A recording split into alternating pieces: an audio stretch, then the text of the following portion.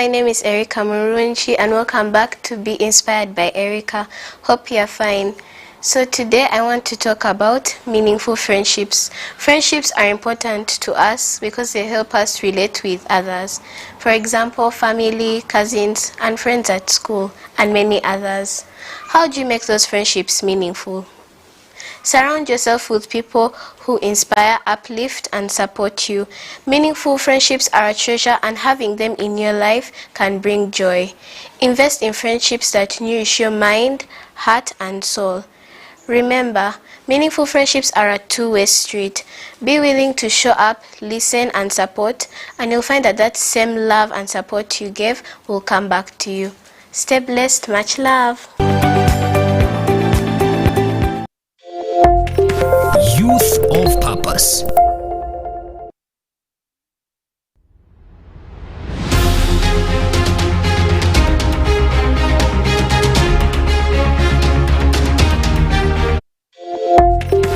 Youth of Purpose.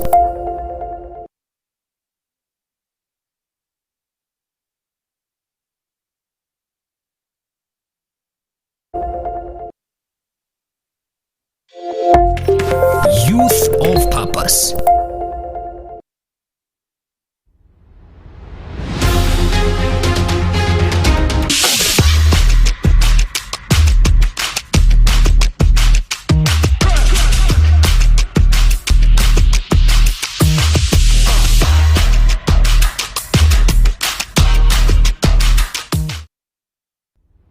Hello, my name is Erica Murunchi and welcome to Be Inspired by Erica. So today I want to talk about personal branding. The way you appear in public, your dress code, your personal hygiene, the words that come out of your mouth, your language, is the way people will address you. Be mindful of the things like your behavior, your actions, your language, the way you talk, the way you dress. Because the people you surround yourself with, your dress code, the words that come out of your mouth, and the way you address others is what defines who you are. Therefore, remind yourself every day, every night, that your personal branding is a priority. Thank you for watching. Stay blessed. Much love. Youth of Purpose. Youth of Purpose.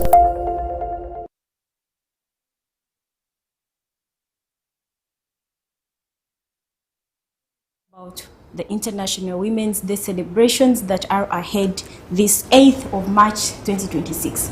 Now, we have had various conversations and various celebrations in regards to Women's Day, but today we'll basically be looking at why do we actually celebrate this day, and what does it mean for women, for young girls in communities, but also in urban cities.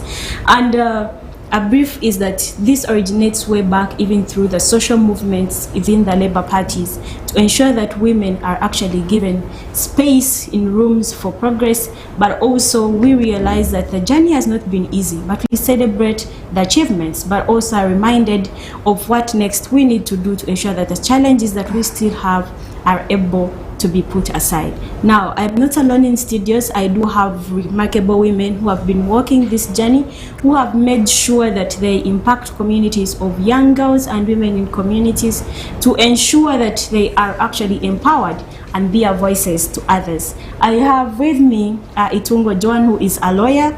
I also do have with me Ainembaba Zishila, who is the president of Uganda National Students Association. I do have with me Sandra Tushabe, who is the chairperson, who is the secretary for female affairs for Gulu City. You're welcome to this conversation. Thank you. And as usual, we'll allow them to say hello to our viewers and then get this conversation started. I'll start with you, Joanne. Thank you, Tristan, for the opportunity. And as earlier introduced, I'm a lawyer by profession, and I'm much honored to be here today to share about celebrating of women as we head for International Women's Day. And this is a topic, or this is this is a topic that any one of us as women should be proud to talk about, with ongoing situations or with what happened in the previous decades and what is happening right now. So as we go on, we shall keep on submitting. I will submit based on my profession as a lawyer, and at the same time, as someone who has been into youth politics, as women in politics, what do we interface and how do we hope to change, so that we can lay a ground for any other woman out there to feel safe, to feel that equality that each one of us would want to see in any space, be it employment, be it politics, be it the global sphere, any other space that any woman would want to participate in. So thank you. I look forward to sharing about that. Interesting. Thank you so much, John, and we're happy to have you join our conversation tonight. Sheila, say hello to our listeners. Greetings, good evening, dear viewers. My name is Sheila. I am Babazi, and I am, by the grace of God, the UNSA president. That's Uganda National Students Association. I don't know how many students are watching us now, but I hope there are very many, because we are now 15 million by statistics in Uganda. And it is still unfortunate that when we on the graduation day, the boys in number are always more than the girls that graduate. Yet when they are starting school, the girls are so many. So I'm here today to represent students, mostly the girl child, because not that we are forgetting the boy child, but because we are in this time and time of celebrating women and towards the day, moving towards the day of women celebrations. But yes, I am privileged and very glad to be here. Thank you so much, Treslin. Thank you so much, U24. Thank you so much for the space that you keep giving young people, mostly the ones in leadership, the emerging leaders, to come and speak out, to come and inspire, to come and impact the lives of many other people that do watch us out there. Today, I know we're going to be talking about different things, but I am completely going to just represent my association, yes, my students, mostly the girl child, being that now this time I'm a lady. I think I'm the fourth lady to be the president of UNSA for the last 35 years. This is the 36th. So with that it does not sit well with me that for the last 35 years only 4 ladies have been given a chance, but at least I'm also glad that we have been given a chance. So this year we are blessed. We can say God has chosen a lady once more, and we don't take it for granted. Thank you so much. I look forward to the discussions. Thank you so much, Sheila, and also we are proud that you are among the few women that have made it. Also, hopefully that after you, we have as more women actually winning in these spaces. Sandra, say hello to our viewers. Greetings, everyone. Good evening. My name is Sandra Chawe. I am the Secretary for Female Affairs, Gulu City, NYC, that is National Youth Council. And this evening, I represent all the young women and young girls of our country, Uganda, who are in the National Youth Council. I would like to thank Tresilyn and U24 for having us. This program has always been there to raise awareness for the young women and also the youth in general. But specifically today we are here to discuss the issues of the young women and girls ahead of the Women's Day celebration. This is a remarkable yearly event that happens, and I think we should continue celebrating it, spread more awareness, because just like this year's theme is, we are fighting for rights, justice and action for the young girls and women across the country, across the nation, across the world. It shouldn't only be an issue of Uganda, it should be an issue that crosses borders, Africa and the entire country. I am so happy that we have such spaces that bring up young leaders like us, who are prominent leaders in making, I can say, to issue out issues of the young girls and women. I would like to stop here for now, but I can't wait to share more that we have in store with you ahead of the Women's Day celebration. Thank you. Thank you so much, Sandra, for that amazing introduction. The International Women's Day celebration is a global celebration that has, for now, been celebrated across the world. Now, talking about, especially when you put it in the context of international, sometimes it tends to sound more maybe at a global level, and it tends to, perhaps a woman in my village in Bushenyi would be hard if you tell them we are celebrating International Women's Day. But we hope that by the time this discussion is done, we actually see where do we fit in. The cause is aiming at social, political, economic transformation of women, but also, as Sandra highlighted on the theme, that is equally running under a campaign of give to gain. Give to gain. Okay. What are we giving and what are we gaining? Let me start with you, Joanne. What are we requesting to be given as women, or what do you think over time has been a challenge that we can fit in to celebrate? Thank you. If I may draw us back to how this came into to be International Women's Day. Yes. We see that early in the 1907, where we see women fighting for their rights, fighting for their labor rights, fighting for employment, for their voting rights. And before I go any further, I would like to thank the current government that at least now there has been an improvement with women rights. If we are to look at the women that we look up to mention but a few, if we are to look at Honorable Matembe, how those women came onto the front line to fight for the women's rights and to make sure that our women are represented. There are certain laws that have been enacted, that have been put in place.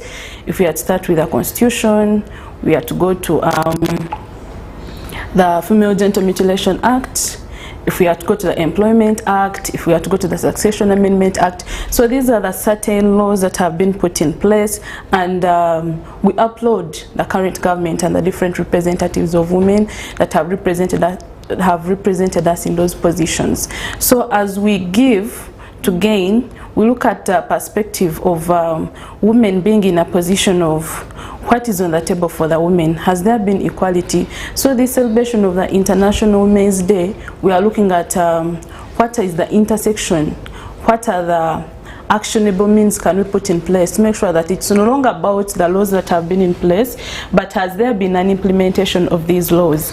So I hope that this International Day, and I would call upon the different stakeholders that let us all stand up for women. Let us all promote equality. Let us all know it's a very big gift to be a woman. It's a very big gift to be a woman, and I'd encourage any other woman out there to celebrate a fellow woman, because for us to give, it means that we must be celebrants of ourselves. If you see a woman winning, be the first celebrant.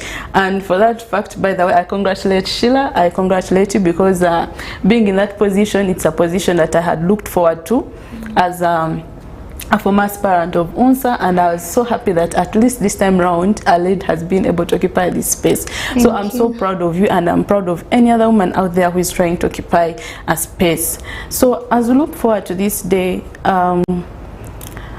to me, I think we need to define masculinity in a way of it's no longer about the aggression, it's no longer about the traditional stereotypes, it's no longer about the biases that we are interfacing in the different tribes, it's no longer about the inequalities that we are interfacing as women, but it's about how do we create a comfortable environment to make sure that we are not seeing one another as a woman being above a man being above a woman, but we are looking at it in a way of can we all be equal? Can we all create a community? Can we all be stakeholders in this? So I believe that with that, as we celebrate women, that will create a big change. It will create a big celebration of who women are, because I believe that without a woman, none of us would be in this world. So that's why I celebrate women at any point, at any time. Thank you so much, but also for encouraging yourself to show up in leadership and positions of service. Let me get to you, Sheila. as a student, but also as a president of the Ugandan National Students Association, I do understand that you had a consortium of very many young people, right from secondary, but also even within the university and other tertiary institutions. When you talk about the representation already of the females that you do have within your docket, some of them are teenagers, some of them are maybe mature than teenagers. What do you think that the challenges most women do face in that regard within the education system, but also alive to the fact of the realities that different areas, maybe what happens in West might not be as hard as it happens in the East, or vice versa? Maybe if you could comment on that. Thank you so much, Treslin. Actually enjoy this because personally I am a journalist. Yes. Usually I'm the one hosting. Yes. So when I am now being hosted, I feel good about it. Yes. So first of all, I want to thank you for that question. I also want to thank UNSA in particular, that UNSA structures do not leave women behind. Yes. We have representatives at every district. We have 146 districts in Uganda, and each district, it is a must that the Secretary for Female Affairs is a lady. There's no way a Secretary for Female Affairs can be a male. And this is where we have some speakers who are actually ladies, we have chairpersons who are actually girls. We have so we have a big number of girls representing at district levels that are representing UNSA. Actually, I didn't also mention that I am also under National Youth Council. I am serving as a Secretary for Female Affairs, Chiruhura District. So that is one of the things that I also want to thank the government of Uganda that is currently there. I feel like women have been given space to show up. That the space is there. Yes. That we have been given space and the freedom to actually show up, to fight for ourselves, and make sure that we show up. So Uganda National Students Association, when we come to girls, first of all, we have made sure that the girls are represented.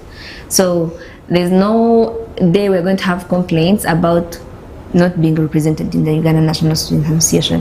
But when we talk about the challenges that girls face, like I mentioned before, that you find the students that start school right from nursery, P1, by the time we finish P7, a huge percentage is off. By the time we go to high school, and if there is a percentage that starts, if the percentage that starts high school is 70, they finalize when they're like 35 or 40. And most of them, the dropouts are girls. So these are challenges that students do face at school. Now when you come to teenagers, when you come to even at the university levels, you have had cases of sexual harassment between students and teachers. And there's no university, no tertiary institution you have not had that. Wherever you go. And it's absurd that people even keep talking about it as a joke. That, oh, lecturer so-and-so, teacher so-and-so is harassing a student, and it's normal. And now, these are the few cases that come out. So you can imagine that some of the girls that don't even speak, those are the majority. Those ones that are harassed and assaulted and they do not speak about it, they just keep quiet because of some people just fear, oh, how will the world see, how will people perceive me? So the challenges we have mostly as girls is when we talk about I believe that make these girls drop out of schools, some, usually the teenagers that are going through changes, natural changes, that sometimes they tend to, when they don't have a close supervision, they tend to just follow their feelings, and sometimes mostly it is teenage motherhood that makes students, mostly the girls, drop out of schools. But also you find that some schools, when you go to like I've moved this country, I have been to every district, I've been to every region.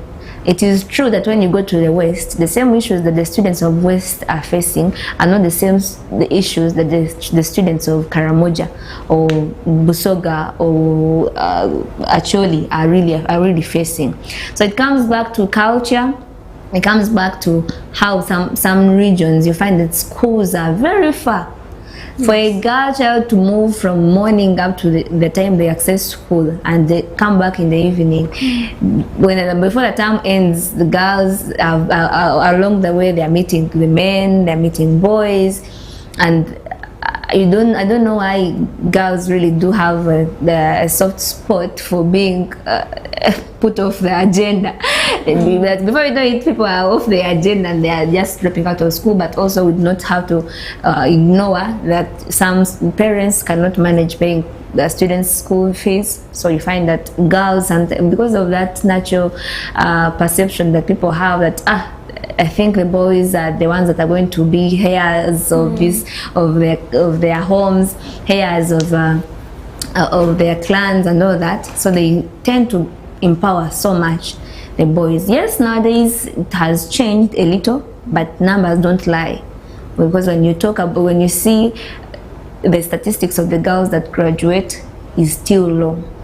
So as we talk about, as we celebrate women out there, I believe these are some of the challenges we really want to be so intentional and look through it. And of course, when we talk about students, we talk about the Ministry of Education and Sports coming on board to put some policies, to pass some policies. For example, I have seen recently a policy of taking back the students, the girls that drop out of school because of teenage motherhood, encouraging them to go back to school, allowing them actually. Even I had some schools nowadays don't even expel those girls when they get pregnant. They can stay in school and until they are due, they go and give birth and come back. And I think that can be one of the good things that we can adopt to make sure that we avoid and reduce on these challenges of these girls that do face. But other things I want to encourage every girl out there, mostly the students, mostly the university students,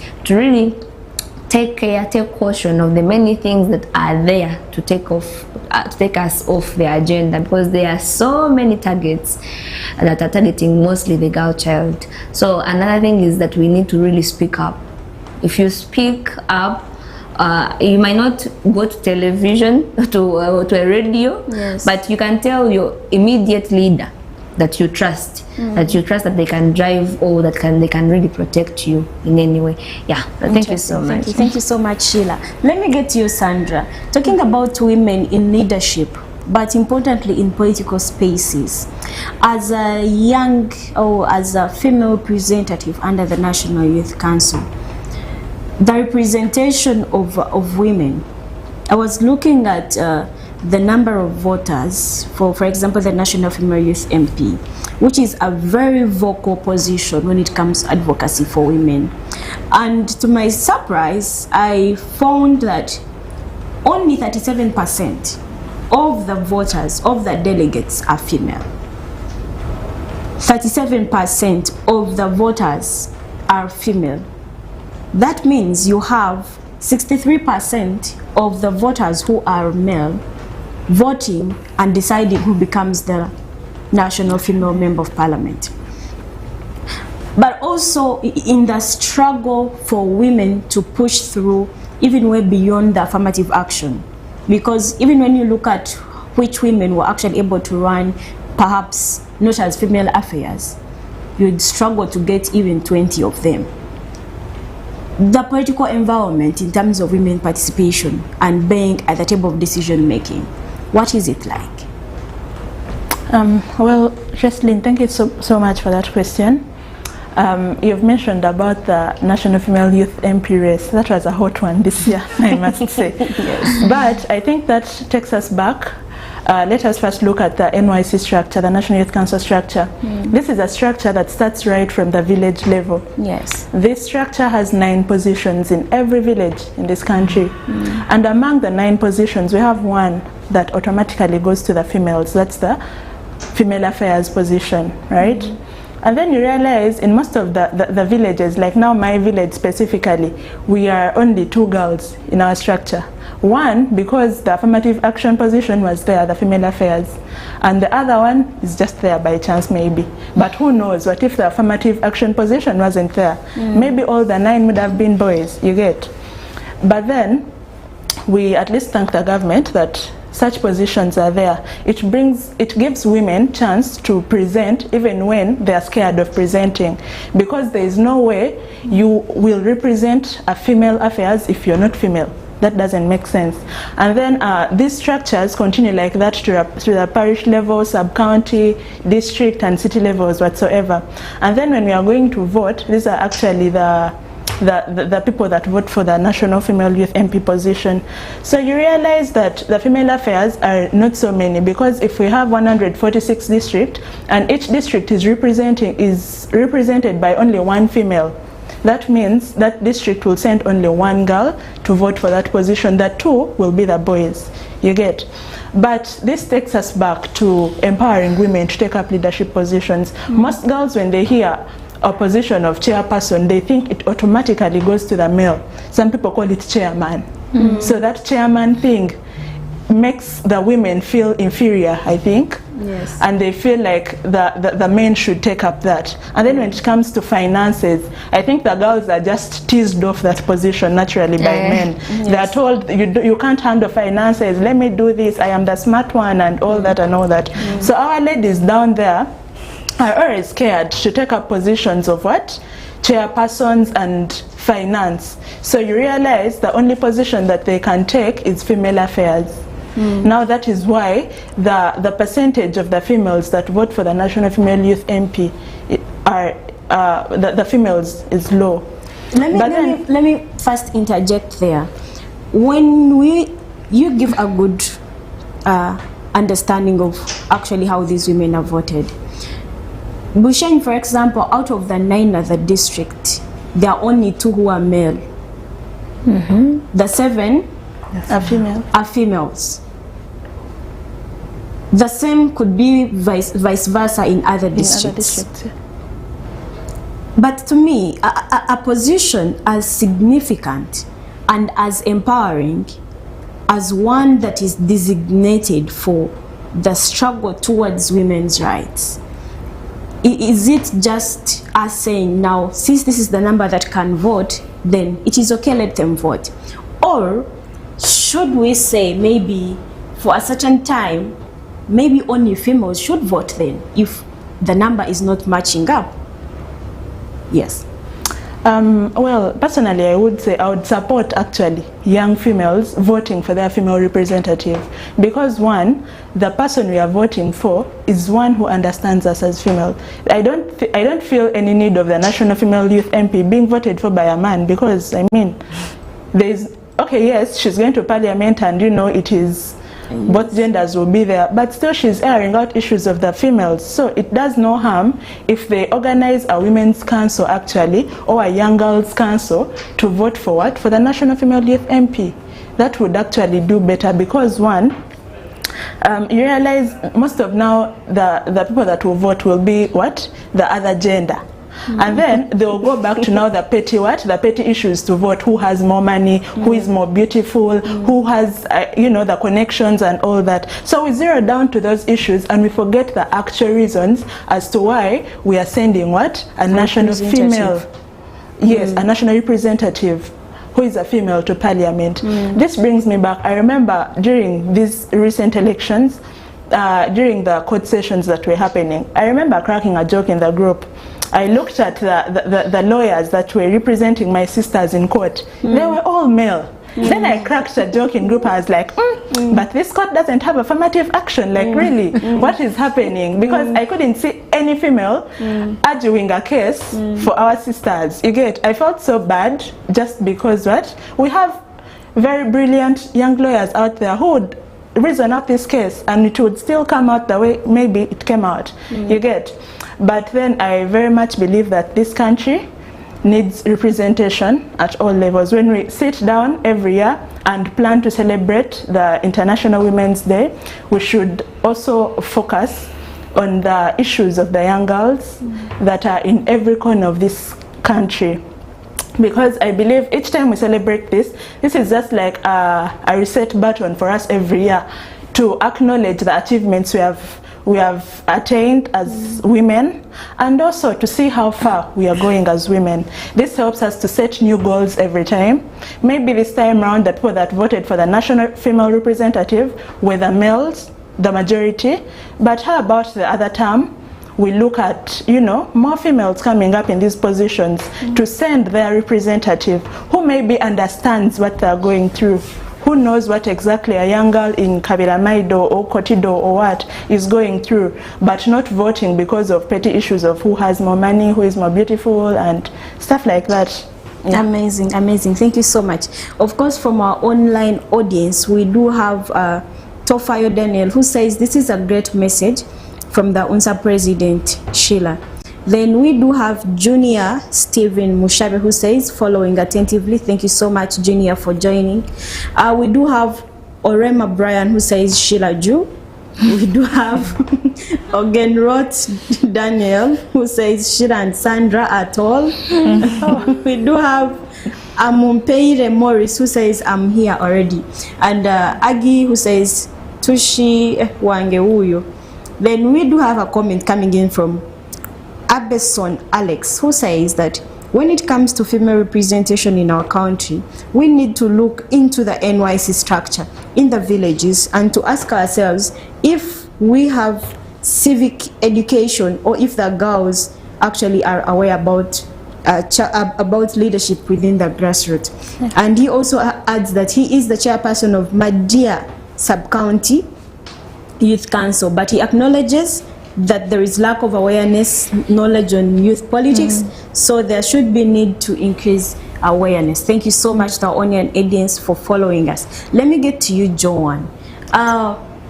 Particularly, the struggle for women within the labor spaces is one that we celebrate.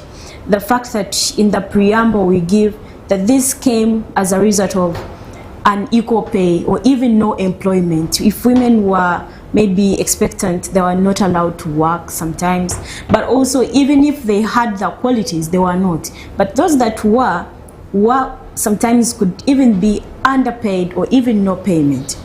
Now the struggle goes on and on and on and on to today, where we have women in spaces of work in the formal, in the informal sector, but still the challenges of underpay, unequal pay for the same work, and all that, unpaid care are still a conversation. As we celebrate the International Women's Day, what reforms do you think need to be put in place to ensure that actually the space is made more safe, more friendly, and more inclusive for women? Thank you, Treslyn. One of the panelists, I think Sheila mentioned of different girls facing different challenges based on what religion they come from.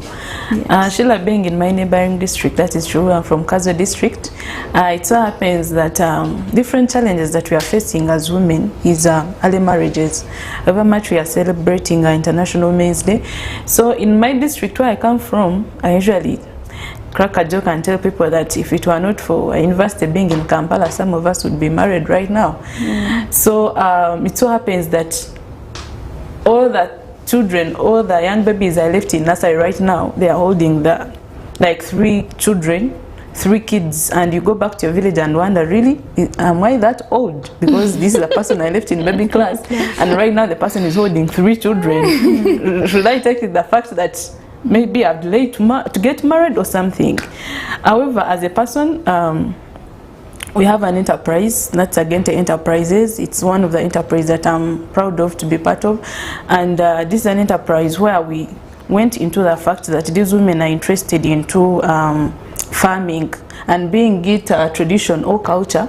So what we do with these women, discover that one of the employment that we would offer them is making sure that we train them how they can transfer this ghee and make sure that they sell it in the urban areas to be able to earn. Because we discovered that one of the challenges or the reasons for early marriages is because the women have no say in their families. Yes. You find that if a man cannot provide school fees, stands up and says, "You, as my daughter, you're going to get married this month because I can no longer pay for your school fees." But then discover that as long as these women can sell this ghee, can participate in doing the other traditional products and cultural products, the hides and skins. We believe that these women can be able to earn some little money and be able to have a say. If a man stands and says, I can no longer pay for this girl school fees, this woman will say, no, I have some little pay or some little earning, I can be able to pay for my daughter's school fees. Yes. So we discover that is one of the ways that we can promote gender equality and be able to solve domestic violence. Back to the question that you asked me. You asked me about employment. I keep telling people that the problem that this country is facing is implementation of laws. You see, a lot happens on social media. We shall go on Twitter and we say there is a bill in Parliament, wait for the parliamentary sitting. Of course, they shall pass the bill, they shall enact the act, but then after we'll be like, okay, there is an Employment Act, Yes. which provides that a woman should have Equal a leave. pay. Yes. We should have equal pay. But then, what is on ground? The implementation is very poor. The procedural implementation and whatever is happening, you look at the laws, what the laws are providing, and what is really happening.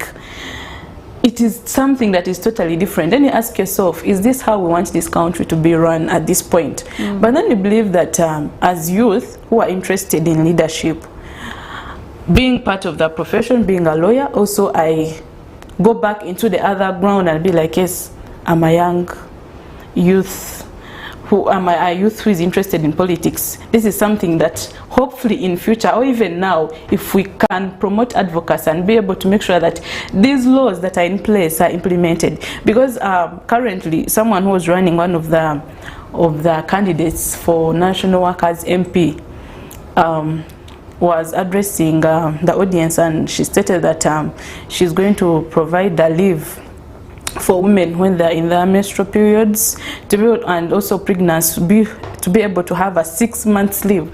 And one of the people that was next to me as we were reading the article told me that this lady is a joker. In this country, you want to provide a 6 months leave. Now she know what is really happening. And then I'll be like, if we are all going to have that mindset, that means there is nothing is really going to change. If you believe that this can't be possible in this country, it means that your mindset is already in a negative, and even if we try, in whatever we advocate, that means there is no change. We are the young people who are supposed to stand up and say, yes, this person has brought up this strategy. How do we guide them? How do we stand up with them? If someone has said, yes, I'm contesting for this, however, this is my manifesto, I'm trying to make sure that these laws that are put in place are implemented, and indeed what is on paper is what is really put on ground. Let us stand up all as young people. Let us stand up and be able to help this person fulfill their mandate. And for women, I believe that, as the current speaker was saying, that we should all have a say, be a voice. However much we have representatives in Parliament, however much we have representatives in NYC, we are looking at National Youth Female, you as a woman, you should have a say. Because at a point, we believe that for those people to represent us, the voice really comes from us, the voters. Then we empower this voice to the candidate, who is this honorable, who is going to take it to the people who enact the laws. So as the current speaker was saying, I remember I asked a question saying that in your district you have how many females? Seven females at the district level. But then you find some districts, you find if it's not Secretary for Female Affairs, then there is no female at all. Yeah. To the ladies that are watching us, to the young ladies and the women are watching us, however much we are advocating for women's rights, it starts with you, it starts with me, it's you to profound this voice and make sure that if we are saying these are spaces, if they say it's time for National Youth Council, it's time for the elections, then let us all go on and participate. In whatever way, they cannot make it a significant position that chairperson now, however much we have Secretary for Female Affairs, now also chairperson needs to be female. As we advocate for women emancipation, also women must fight for these positions. Let us fight to make sure that if this man can, why not me? If this chairperson can stand here, why not me? At a point, all we need is advocacy. I remember some people, however much we are interested, we are fighting. As the National Youth Female MP race was very tight, and everywhere everyone will be asking how far. There is a certain youth deep down who doesn't even know that National Youth Council exists. Yeah, interesting. Who doesn't even know that Western Youth MP exists. So that means that we as youth, we as the young people must stand up in those positions, however much they are designated for certain genders. You can make it. Let us stand up and fight for these positions and be able to occupy all the positions that we want to see women occupy. Thank you. Thank you so much, John. Let me get back to you, Sheila. As we celebrate Women's Day, as we celebrate the girl child, to a student out there, what pressing issues do you think that are manageable within the resources that we could actually take up as initiatives? Is it collaboration? Is it sending a voice? Is it giving them a safe space?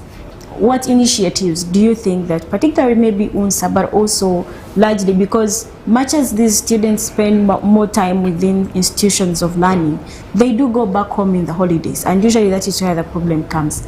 So as we celebrate Women's Day, the young, the girl child, the woman, what message do you have for them, and what amendments would you love to see? All right, thank you once again, Jocelyn.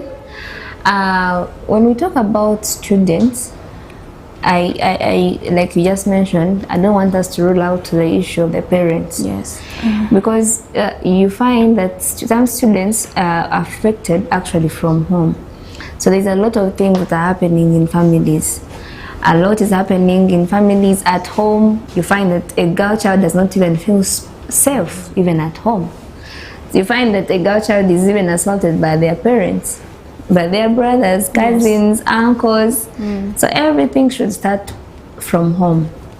If parents have these girls at home, they should take so much attention to make sure that their girls are in a safe environment. They feel loved. You know, girls have an issue. They love attention. Yes. So you find that some girls actually are easy to get because they don't get this love at home.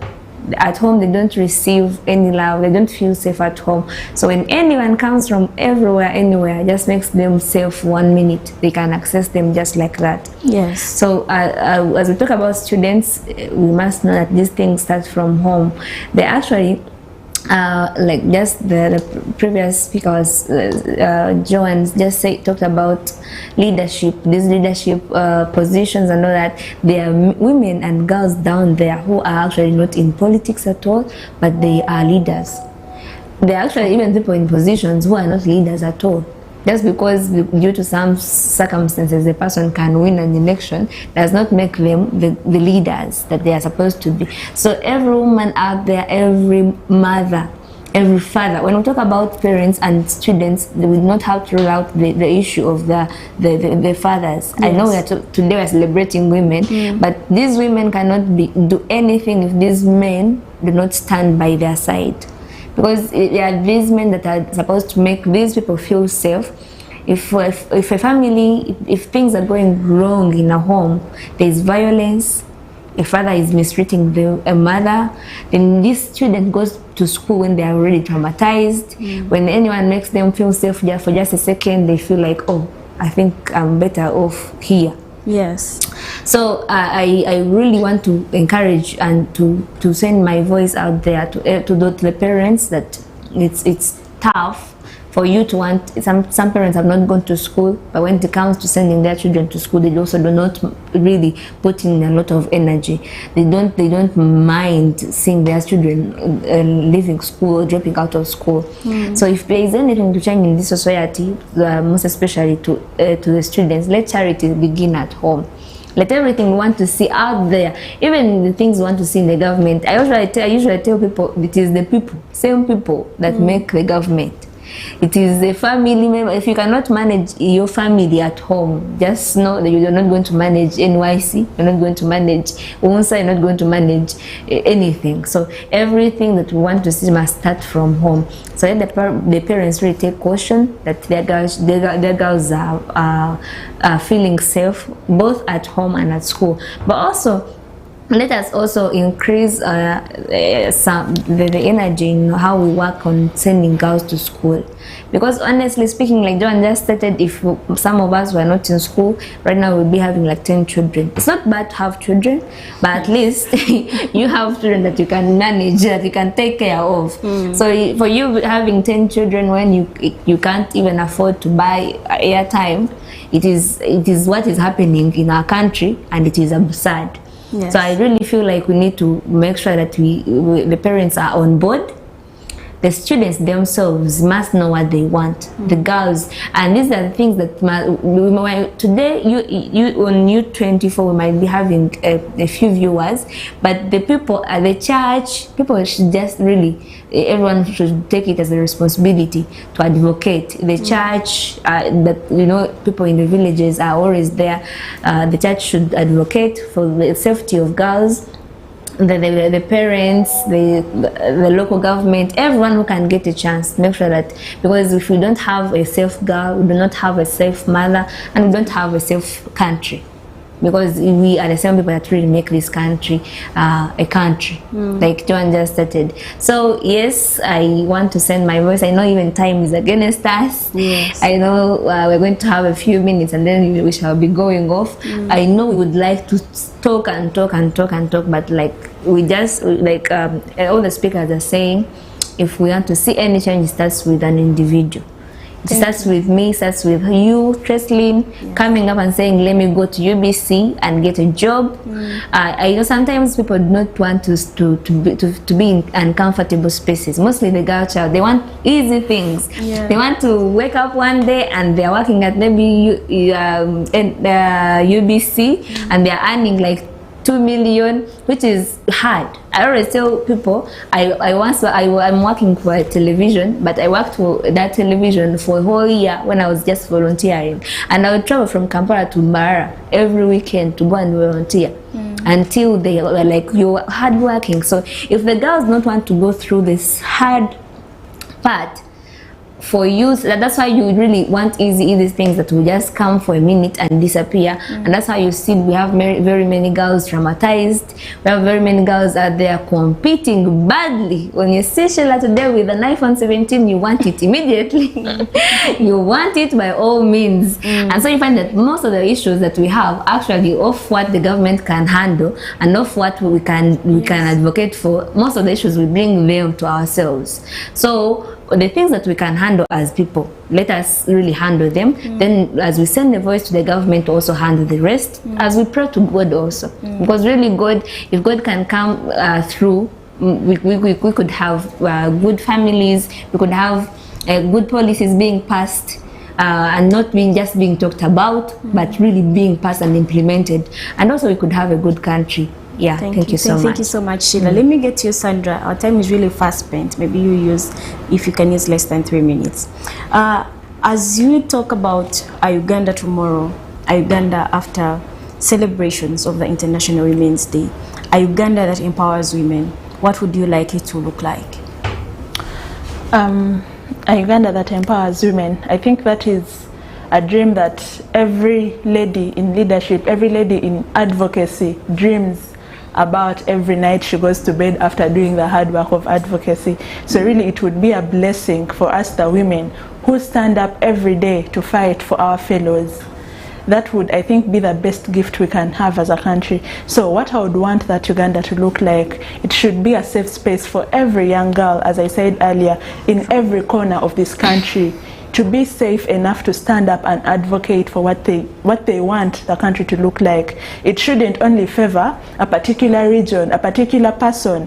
It should favor all the young ladies, whether you went to school, whether you're in business, whether you're in politics, whether you're in medicine, law, whatsoever. So the country that we aspire to see is one country that embodies the rights of every young girl, be it a teenage mother, be it everyone. That is the country I, Sandra, would advocate for. A country that spreads awareness of what is happening in the girl child's life, literally. Because I remember during my campaign, I traversed the country as well, and we reached some regions, and honestly what happens there, you wouldn't wish it on anyone that you know, even those that you don't know. Especially, let me give an example of the districts on the island. We still have young girls who would go and sleep with men to get money to go and buy sanitary towels. But why is it that way? Why would the government impose taxes on sanitary towels, honestly, if we still have these things happening? Why would a young girl risk her life to getting exposed to other, sexually transmitted diseases like HIV just to get 3,000 to buy a pad? You get? Yes. That is not the Uganda we want to live in, honestly, because it is heartbreaking, it is saddening when a sister is forced to do certain things because she has to afford something that she didn't wish upon herself. This is something that is natural, it comes every month. But if the government can come up and say, we are giving free sanitary pads to the girls, it's not bad really. Yes. If it can afford to give out condoms for free, why not the sanitary towels? Why wouldn't we have programs in schools that teach these young girls how to make the rewashable sanitary towels? Because it would actually work. Instead of disposing them off every time, they can use it for 1 or 2 months. You get? Yes. So that is the Uganda you would dream about. A Uganda where a woman is appointed on a position without fear that she might fail. A Uganda where women sit on tables with men and discuss matters of this country. A Uganda where women are, that inferiority complex is dropped. Because in most times they look at women, then they start, I think, weighing them. Now if she gets pregnant, what will happen? She'll have to go for leave for 6 months. You get? That is a Uganda we want to see vanishing. I don't even know how fast it can vanish, but it should vanish. Yes. Because we need a country that accommodates the women. I don't know how much of the time we have. You can just say, you can wish people a happy yes, Women's Day. And as I stated it earlier, every time March comes, it's just a reset button for us, the young girls, to acknowledge the achievements we have so far, and also a set time for ourselves to accomplish more bigger goals. So I would advocate, I will continue using my voice and the spaces that I have, like the National Youth Council, to tell every young girl out there to be the change that you want to see in society. Do not wait for a Sheila, do not wait for a Joanne to start advocating for girls in your communities to get sanitary pads. If you can teach them, do it. Do not wait for the government. Stand up. Let us fight for our rights. We deserve the justice. We deserve every good thing. Let us celebrate ourselves this month. And yeah, I'm sending you love and blessings. Thank you. Thank you so much. Sheila, just less than 30 seconds. Wish everyone a happy International Women's Day. All right, the students of Uganda, the main reason I am here today, but also to all the ladies that are watching, I want to tell you that you are very capable. You are more than we just think. You are very strong, and you're all of you beautiful. So I wish you a very good International Women's Day. I want you to celebrate yourself so hard before you wait for anyone. There's even this expectation thing of when Women's Day come and the women are actually waiting for flowers to feel celebrated. Yes. So I really feel like before the flowers come, you are a flower yourself. Yeah. So may you feel the way you are. May you hold your head so high. May no one make you feel less of yourself. May your light never dim, and may we all be happy. But also, most importantly, may we fight for ourselves. May we advocate. May we send these voices. May the government also come through, and also as God comes through for us. I feel like as Uganda, we are on the right track. I know one day the Uganda that Sandra just stated is going to come. And as we also live in the one that we have today, let us live in the one that we have today, but let us not allow anyone to make us feel less of ourselves. Thank you so much. Happy International Women's Day. Thank you so much, Sheila. Joanne, less than 30 seconds, please. Thank you, dear viewers. Happy International Women's Day. And any girl out there, to any parent out there, it starts with you, it starts with me. To the parents, charity begins at home. Spread the marriage, the beautiful marriage that you'd want to see your daughter have. The picture at home is where the person shall view the world in.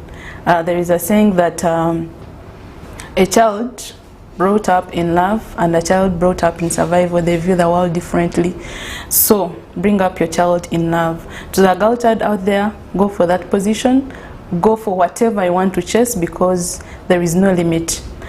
Be proud of yourself, celebrate yourself. And to the men out there, women's rights are human rights, and believe that we cannot promote this good cause without your help. So to the men out there, we call upon you as a stakeholder in this good cause, as we celebrate women, to also give a hand to each and every girl out there, to each and every woman there. And to the government, our hopes are in you, and we believe that everything is the procedure steps, that one day we shall see a certain percentage where women's rights are also at a priority, and also we advocate for equality, not any other gender being above the other, but all of us balancing and sharing the equal benefits. Thank you. Thank you so much, Joan. I've been having Tushabe Sandra, who is the Secretary for Female Affairs, Gulu City. I've been having Sheila Ainembabazi, who is the UNSA President, that is Uganda National Students Association. I've also been having Joan Itungo, who is a lawyer. We've been discussing the significance of the celebrations of the International Women's Day ahead of Women's Day celebrations on 8th March. Now, we want to remind you that Women's Day is there to celebrate women, but also to remind us of the achievements and the challenges, and to continue to make a call to action of the inputs that everyone has to put. Give to Gain is not just money, it is mentorship, it is social justice, it is economic empowerment, it is paying, having them get the right pay. It is ensuring that really there is a safe space for these girls and women to thrive. We want to say that we love you so much from U24 Television, and to wish you a very happy International Women's Day. We love you. Thank you so much. Keep it right here. Youth of Purpose.